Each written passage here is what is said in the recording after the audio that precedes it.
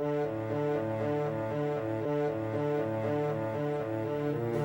time. As true evil tightens its grip on a desperate world. The goal is no longer total domination. I say destroy the cosmos, ask questions later.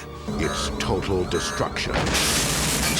We have harvested the ultimate weapon. Makes the Ebola virus look like a skin rash. And the only hope of stopping it is about to emerge from the most unlikely of places.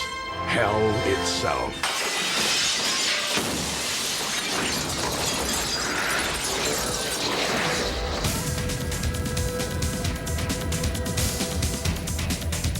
Ready, and hold down. And green flash, and action.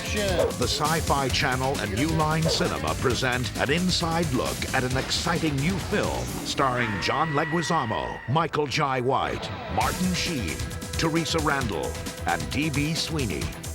In the next half hour, witness a comic book character brought to life on the big screen. Get behind the camera for some amazing stunts. And see visual effects pioneer, director Mark DePay, team with Industrial Light and Magic's digital artists to merge computer animation and live action, raising movie visual effects to the next level and beyond. If you've never heard of Spawn before, there are a lot of people who think you just spent the last 5 years trapped in a place like this. Hi, I'm Michael Jai White, and welcome to the making of Spawn. Spawn began as a comic book and has since sold over 80 million copies around the world. In the film, I played military man on a mission, Al Simmons.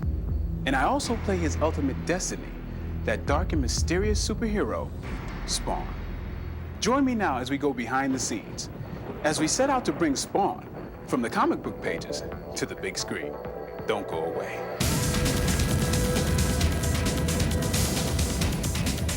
I was sitting in the backyard one day last summer, and my oldest grandchild said, so, you know, what are you doing? And I said, well, I'm going to do this film, Spawn. I start real soon. Well, he nearly fainted, and he said, Spawn?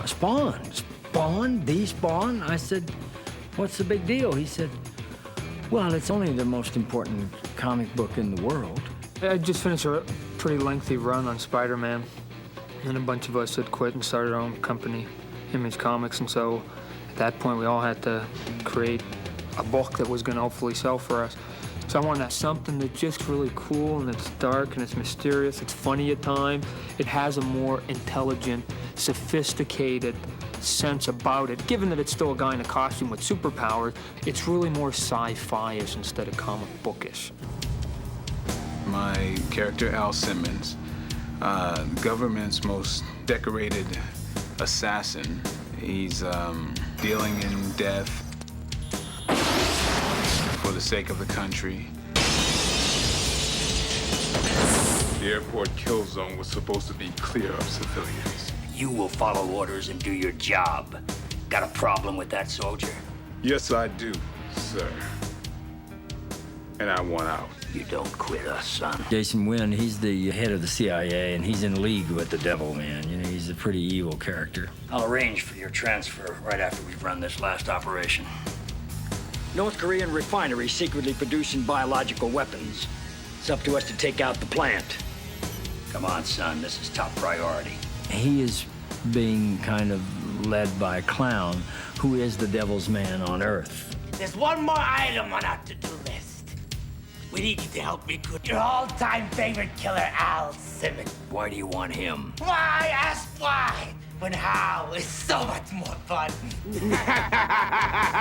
And he's then betrayed by his superiors and is burned to a crisp and sent to hell.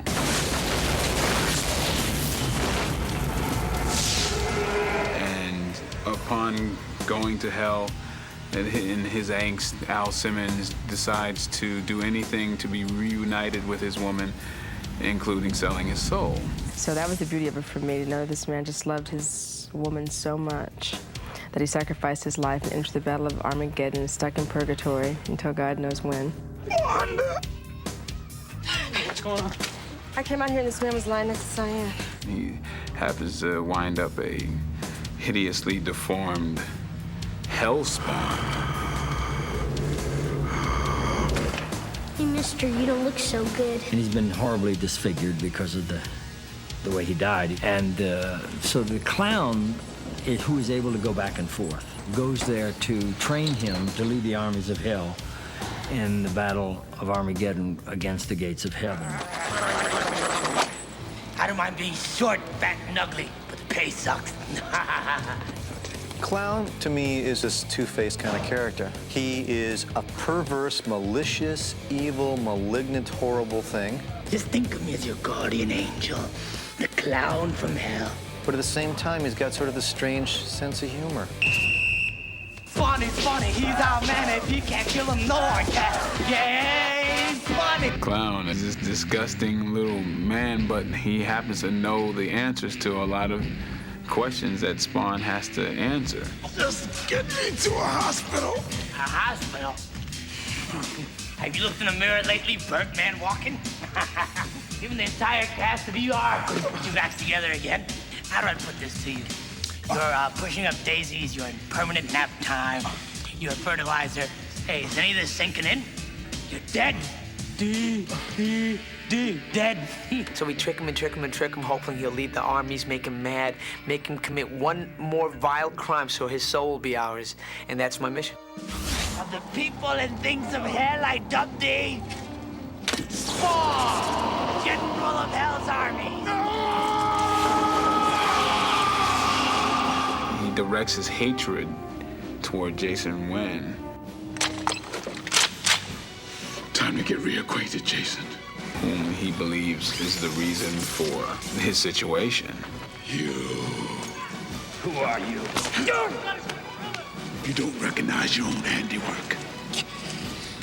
You left me to die in that biochem plant. Remember? Simmons, I can't.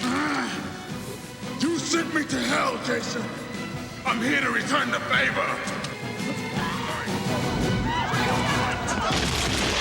Making stunts like that one look realistic took a lot of hard work and planning.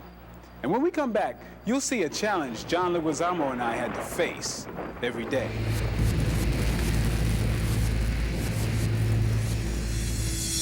The production team on Spawn went to a lot of effort to make sure the movie was true to the comic book. For example, when they lit me on fire, they used real fire. And then there were the costumes. Man, they're gonna be amazed by me. That's how. Because I mean, I'm amazed by the prosthetic work that the makeup artist did, and it was just amazing, man. It's exactly what I pictured the comic book on page, and here I am, pow. They just transformed. I'm as short as that. The blue face, the fatness, the evil, the little sinister, the humor that the character has. It's a Spawn workout video. On the clown program, I lost 20 pounds. It's the closest I've ever seen of that transition from page to visual. So I was really thrilled to see what could I do with this. Become this whole new creature, and it was amazing. I was in my trailer just staring at myself going, who am I? A clown with an attitude. What am I? I am short, fat, and ugly, and that's how I feel, okay? I had a great time, but those prosthetics hurt, man. Oh, that hurt for real. Okay, all right. I mean, it was always a challenge. You're in there going, it's so hot, it's so tight, and everyone walks up to you and goes, you bet you it's hot in there, huh? Come on, get out of the way, you annoying freak. I'll slap you silly. With the prosthetics, there are times you'd itch, that you want to scratch, and the little devil is telling you, take it off, take the thing off, just rip it off. And once the suit goes on, you are sweating constantly. I just have to kind of psych myself up, because it's really uncomfortable. It almost makes you go crazy. Give me that paintbrush. I want to stab your eyeball, too. I had blisters on the back. I got more blisters on the back of my neck. I just felt them. I'm like a Picasso painting. Look at You know, half a dozen people every day is saying, aren't you hot? And I'm like, I want to kill you. Get away from me. Listen up, guys. Safety meeting. This is the moment at which our hero is murdered. My character basically gets burned beyond recognition. My hands and my back will be on fire, and you'll see me in frame. Enjoy your retirement, old friend. This is our hero. We can't, we want him to look like it's gonna hurt like hell, but it can't really. I wasn't afraid of fire, but I did want to be safeguarded against anything happening. They soaked me down in this ice gel. This gel that sits in ice for 4 days prior to being applied. I don't think I'd ever been as cold in my life. I was cold before you put this on me. We're gonna go ahead and light Michael up on fire. Here we go. Let's roll sound, please. Ready and fire. See you in hell, Al. Time's up. Time's up.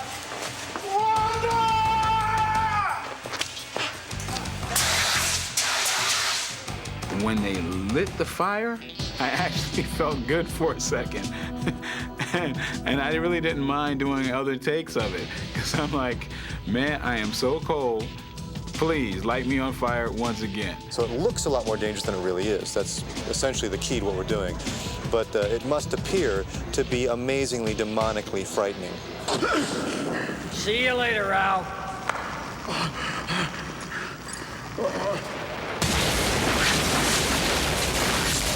He was betrayed by people and was killed and resurrected, made a deal with the devil, and that's basically how he became Spawn. Now he's got the powers, you know, that he made in exchange for his soul. I met Todd McFarlane, this maybe 3.5 years ago, back when Spawn was first being introduced. And he was very interested in making a film based on his character. As soon as I read the first few books, I saw the potential of the character. The impetus I wanted to put into the character of Spawn was two things. I wanted to have a character that had a wide breadth of what he could accomplish on a power scale. This armor rule. And then on top of that, I wanted to bring in some of my own personal ideas in terms of what a hero would be like if theoretically he was walking the planet right now. Your anger's your weakness, and they'll use it to rob you of any humanity you have left. Who are you? Cagliostro is the fatherly guy trying to push Al to say, if you do things right, you might be able to break this thing. Kiss it goodbye, clown. At first, it's a rocky relationship. He doesn't know where the guy's coming from. Costume is actually like outer flesh, and it's symbiotic, which means it's alive on him. It'll kind of fade in and fade out. And spikes will grow and shrink. Capes will appear and contract. He can will weapons in his hands. He heals, you know, if he gets shot, he's able to heal it. He has all of these things. Hey, go!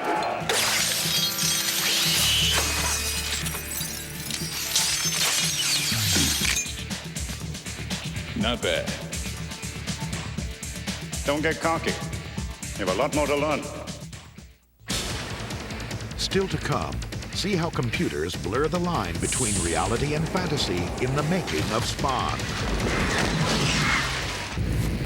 Here's where digital magic makes fantasy and reality come together.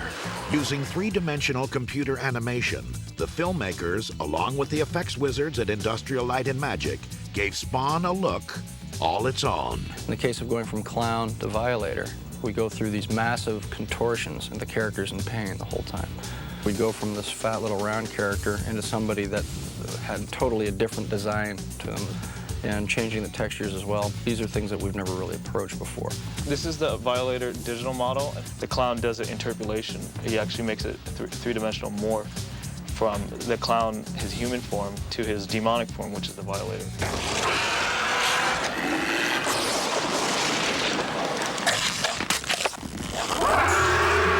We've sort of become pretty good with having actors act at points of view. I mean, it's very difficult after the 28th shot, you know, the 10th take, when you say, okay, see that piece of tape up there in the ceiling? That's a huge, gaping, growling creature, you know, believe it or not. We tried to show people as much as we could what they were dealing with. Fortunately, having a big rubber model down there gave them an impression of what was going to happen. You could say, okay, look, take a look at this creature, right? He's made in rubber. Now, remember the way the T-Rex looked in Jurassic? Like, remember how mean and how fast he moved? That's what's going to happen here.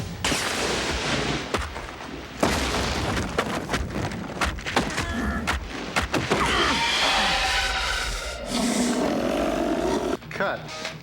It's good. The thing that Mark DePay brings, given his knowledge of what he's done at ILM, and knowing that there's going to be a lot of special effects in this movie, that there are times when you have to know what you're directing and how it's going to meld with your special effects, you know? You're rushing through here, Talk's following you. Zach will be a few steps behind, running after you. And since I'm working with him, I've discovered that he invented the animals for Jurassic Park, you know? So we're in very capable hands. I couldn't think of a better grip to be in if you're going to do Spawn, you know? This guy's got all the moves, you know?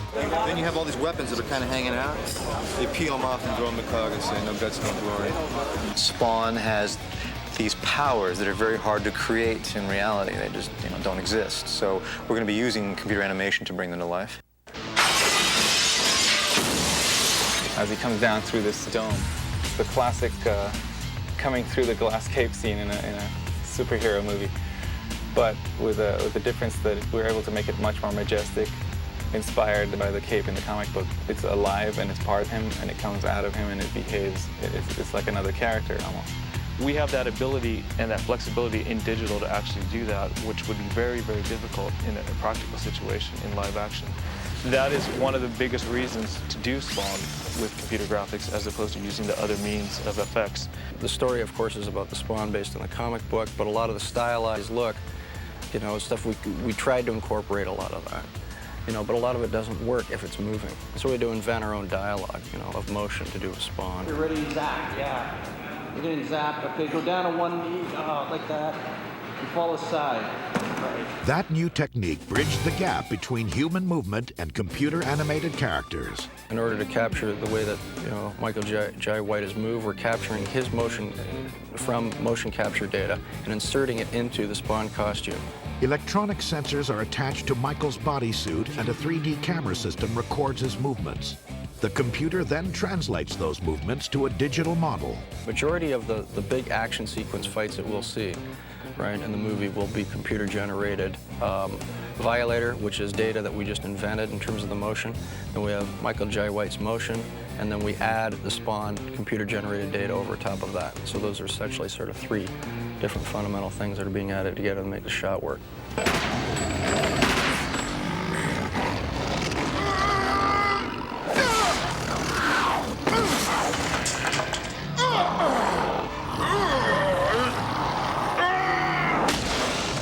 Use your armor!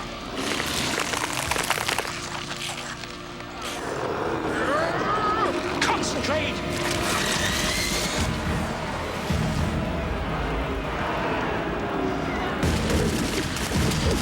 Besides all the amazing visual elements that are going to be, we're going to have amazing creatures, amazing fights and chases.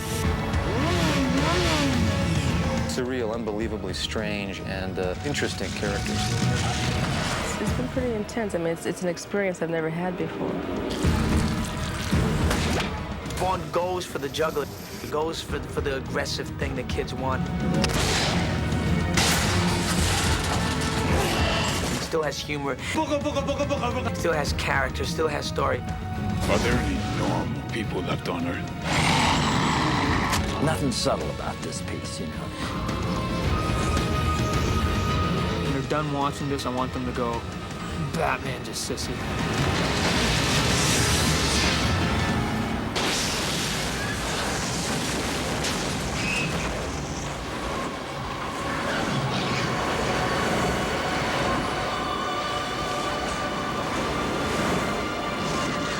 Spawn's got quite a battle in store for him.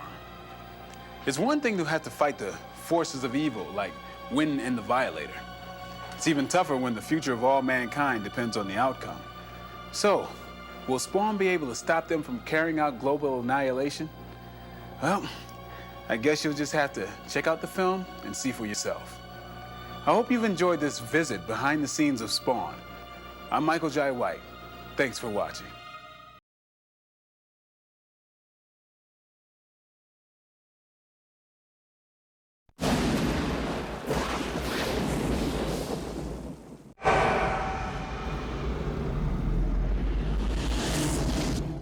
I would say that once you see what we've presented here in the Spawn movie, that because it isn't a true literal translation of the comic book, that there is the chance that it could actually create, you know, a division within the audience. I could say the same thing about the animation, which is a hard R.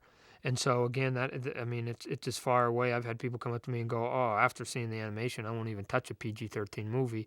And so you've already started to create a division. Again, the only thing I can do is that because you do have different audiences, what you have to do again is not only play to the strengths of the different mediums you're in, but you have to play to the strength of the audience. You have to know who your audience is. And so, given that we all wanted to make a PG-13 movie, we knew who was going to go to a PG-13 movie. It was going to be this certain audience, and we had to then make something that would be palatable to that audience. If they had said to me, "Todd, there's going to be nobody under the age of 35 seeing the Spawn movie, you've got a completely different movie that you're now watching." Or if they said, "Todd, we're going to try and target this to the ages of 5 to 9, you're going to see another completely different movie." So what we wanted to do was to say, within the parameters, within the box of PG-13, how far can we push it in terms of some of the ideas? And like I said, just the theme itself, you know, I mean, let's go back to the original pitch. Although I'm just trying to make a point because, again, Spawn was a #1 property and Hollywood came to me. But you know, what am I supposed to do? I'm going into a room, you got a bunch of stuffy shirts, and you sit there and you go, "Okay, you guys are the movie makers, and I've got a great movie idea. Now get this, folks. Get this. It's a guy from the pit of hell that deals with Satan, and we want to make it palatable, PG-13, so we can send it to the masses. Are you in or are you out?" And you know, ultimately, just on that sales pitch, I don't last very long. So what ended up getting us past that was that already those ideas were already in place, and I had shown them that on a couple different levels that it was a #1 property.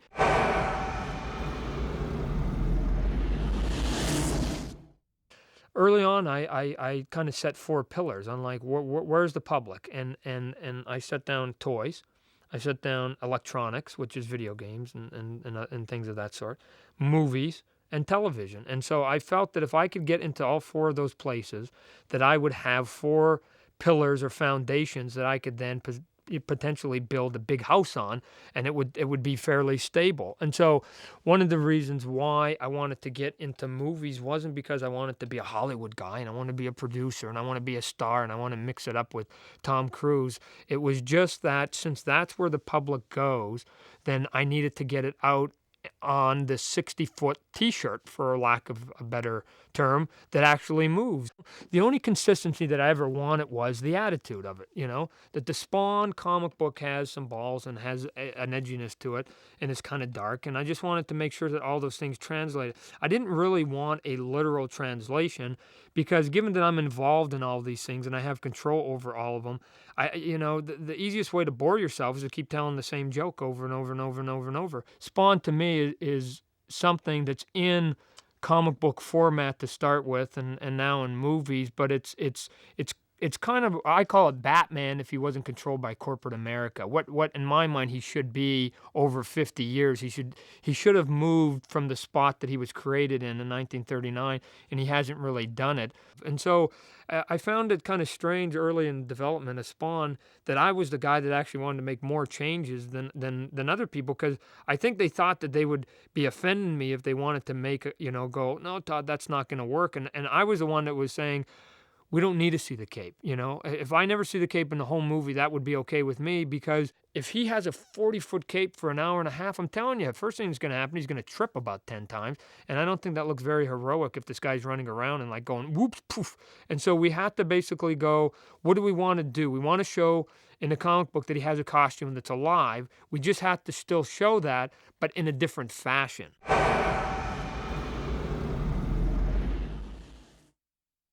A lot of what Spawn does is me placing myself in his shoes going, what would I do if all of this happened to me and I also had superpowers, ran around with tight underwear and punched people in the face, that are the superhero kind of theme. So it's more of, can I get back to my wife? Can I lead a normal life? What good are these powers? Why am I here? But you have to answer the meaning of life, if you will, in the context of a fantastic world. So you go, Why am I here, God? Bazooka fight. Why am I here, God? Dinosaurs. Why am I here? Alien invasion. And so you just have to kind of take those things that people, kind of get off on in terms of action movies or sci-fi movies and see if you can't present ideals that are a little bit broader than that. So given that I draw from my life, it is not by accident that the character Al Simmons is named after a real man named Al Simmons. He's a guy I went to college with when I went to university playing Pac-10 baseball. He was my roommate, second base. I was center field. And he's a black man. And you see at the beginning of this movie that Al Simmons is a black man. Given that I was in comic books, that again, when you have Superman, you got to have your Lex Luthor. When you have Batman, you have to have your Joker. And when you have the Fantastic Four, you have to have your Doctor Doom. That to me, that when I was thinking of the bad guy, the biggest bad guy is the guy downstairs. It literally, on some levels, is as simple as that. That I think most of us would agree that, the guy from hell is probably as big a bad guy as there will ever be. And that if someday, and I'm not saying he will, but if someday my guy Spawn can break this curse that he's been, now afforded, that ultimately won't he become the greatest hero of all time if he kind of defeated the devil? Because I can ultimately say Superman and Batman have never done it, and on some levels even God himself has never done it. So if this man can somehow have his soul stripped from him and his humanity and everything that he holds near and dear taken from him, and somehow find a way to get that all back, then to me he'll be the greatest hero ever. I'm not saying he will, because he is a flawed man, and he was picked for a reason, and he has this wiring in him that we each have, and depending on the buttons that are pushed and what sequence, he could also be the greatest warrior that hell will ever have, and will become just like Genghis Khan.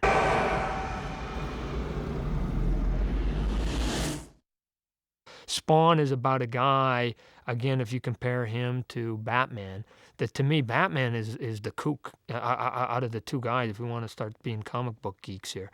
That number one, you've got a guy that's Batman that's a good-looking white guy. So that entitles him to all the privileges, and especially in this country. He's got $1 bazillion, and he's got everything at his disposal, and he could get a date tomorrow, and he doesn't even like girls, I don't even think. I mean, in the movies they show it, but in the comic book, he doesn't even like girls. And then you've got Spawn, that's this freak that has no money, no identity, no life now, and all he's trying to do is get back to the woman that he loves. And so, on some level, Batman is the kookier of the two guys in terms of just like what's normal in terms of relationship, because most of us want to hang around people who we can get something back from, where he just wants to hang around in a cave and be a giant bat and whatever, have a butler serve him. But again, that's living in a mansion and being pious, and there's a lot of people here in Hollywood that like that too, because to them that's success. The reason I made him black wasn't for any big reason or anything that I wanted to draw any attention to it. It's just that when you're creating a new character, you have to put levels of interest in there. And so what I wasn't concerned with was blatant racism. That's too easy. You get a skinhead and he sees a black man, he hates him. Okay, that's easy. It was more of I saw with my own two eyes that living with a black man, that both of us literally came from the same neighborhood, had the same parents, they worked at the same place, we had the same economical background. Everything was the same about it except for the pigmentation color of our skin. And people would say little side things to them. The people that you go, that was racist, and they go, I'm not a racist or a bigot. I mean, ultimately, folks, we all are. We all have something that we will paint with a broad stroke. For me, it's corporate America. So, again, I try to think that I treat people fairly, except for if you work for the government, then I got a problem with you. But I wanted to present the idea that Spawn has a black man. Why not? Because I got kind of tired with the fact of, like, you got Clark Kent, you got Bruce Wayne, you got Peter Parker. But I also did Spider-Man. And from Spider-Man, I never got around to doing the story because I quit before I got to do it. But it always struck me as strange that Spider-Man has this mask completely covering his face. But we always just assumed or talked to him like he was a good old white boy. And since nobody knew his identity, why would we make that assumption? And so I always wanted to do a scene where some guy in Wall Street gets mugged by some guy from Harlem, if you want to take stereotypes.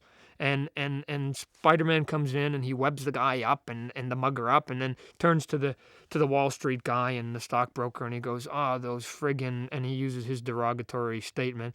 And Spider-Man takes this guy and pins him against the wall and points to his own face and says, "What color do you think I am underneath this mask?" And the guy goes, "Ooh."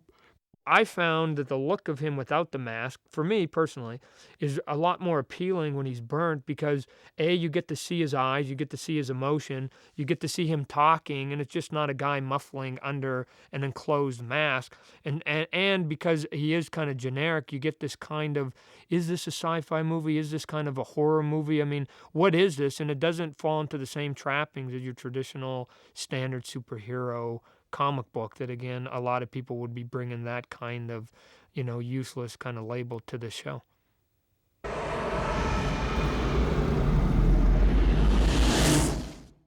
The darkness of what we present here is not social commentary.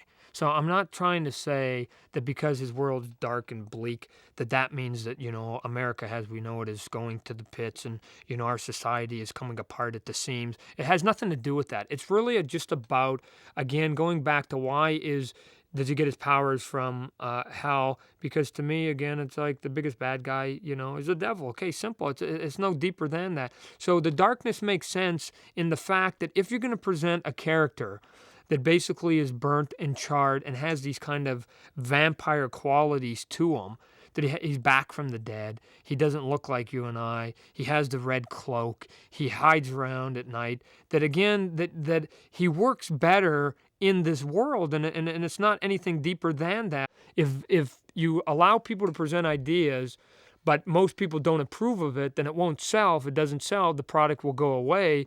Where we have a tendency in this country to say, no, we don't even want you to present the idea. And we ran into that with this movie right here. When we go to the ratings people and we go, oh yeah, it's about this hero from hell. Pardon me, would you say? Hell, strike one. We're already at strike one. And he lives in the alleys and it's in shadows 80% of the time. Strike two. They will give you an R rating on some level if you have a movie completely taking place in a graveyard at midnight, and all the people are doing are saying, please pass the tea and crumpets, they will still give you an R rating to some degree. They will argue they won't, but they're lying, that they will give you an R rating because they don't believe that an 8-year-old kid should be exposed to people sitting in a dark, foreboding world in front of crosses in a valley of the dead talking about lemonade. And so it's not even about what they're doing, or there's no violence, there's none of this. And so when we wrote the script to this movie, there was never to be any extensive violence, there was never to be any nudity, there was never to be any coarse language over and above what you can normally get away with. And it wasn't about any of those things. And they still gave us an R 5 times before we finally had to make cuts so that we could present the PG-13 version. And it was because we already had two things working against us. Hell, whoa, you guys better tread a very fine line, and it's dark, whoa. And so now if you shoot a gun, hold a sec, and we go, oh, well, what do you mean? There's 1,000 PG-13 movies that shoot guns. Yes, but they're not from hell and dark, Oh, okay. So once you start dealing with certain themes, people get kind of weird about it, and it's one of the things that will always make Spawn kind of on the edge. That is either the exact same thing that either repulses people about it or attracts them to it. That those that don't like it will say, well, it's dark and edgy and I don't kind of get it because it's just weird. And the people who like it go, well, why do you like it? Because it's dark, it's edgy, and you should see it's really weird. And so it's kind of, they almost like repulse each other. But to me, so many things they've taken so many ideas, our country, and polished them so that there's no way anybody can get nicked on it. It's so safe. Make sure nobody can get a little bit of a cut, and make sure that everybody approves this, and make sure that, the women's group and the Indian group, and make sure the Blind Society, and make sure the truckers. You know what? 200 years ago, there's a great wise man that once said, you can't please all the people all the time. He was the president of your country, for God's sake. But you know what? Somehow that's not good enough for corporate America. That Lincoln figured out you couldn't please them all, so don't try.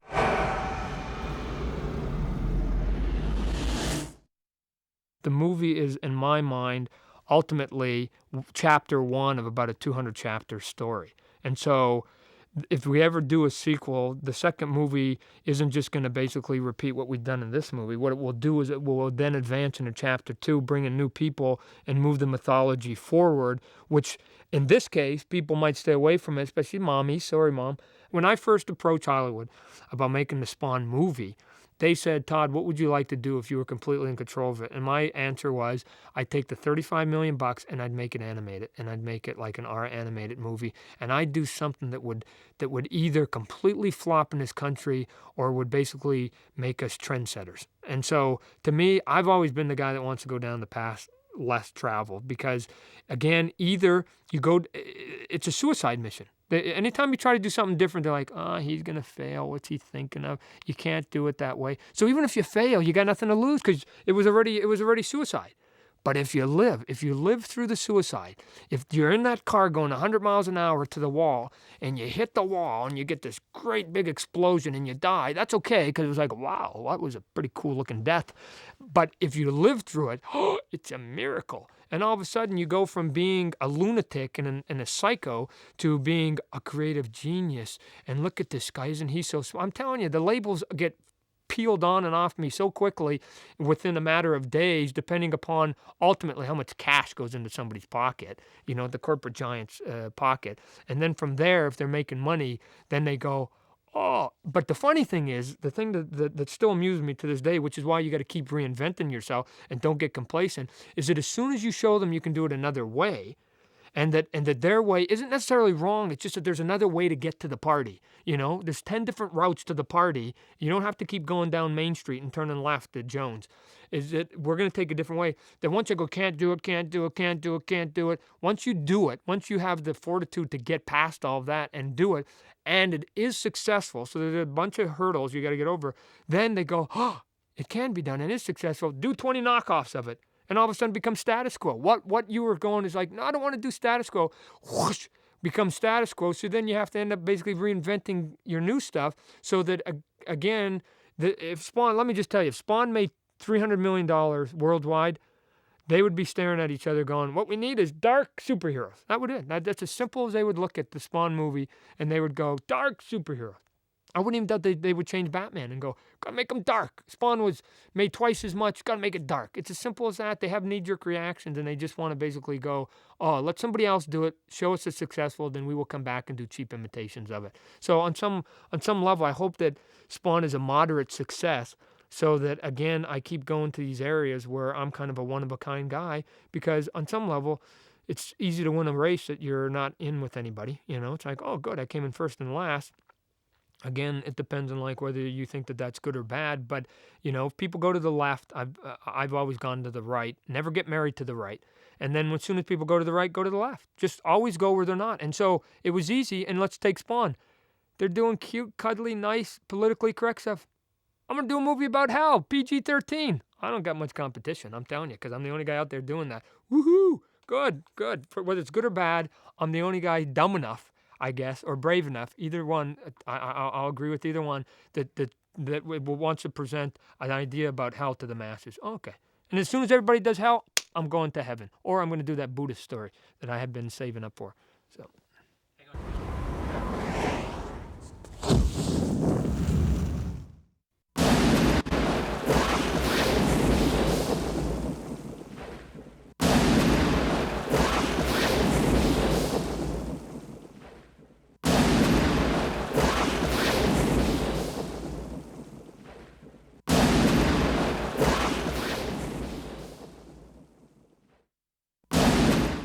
People have asked me if I'm ever going to show the end of Spawn. I know what the answer is, and it's a twist ending, and it's not what people think it is.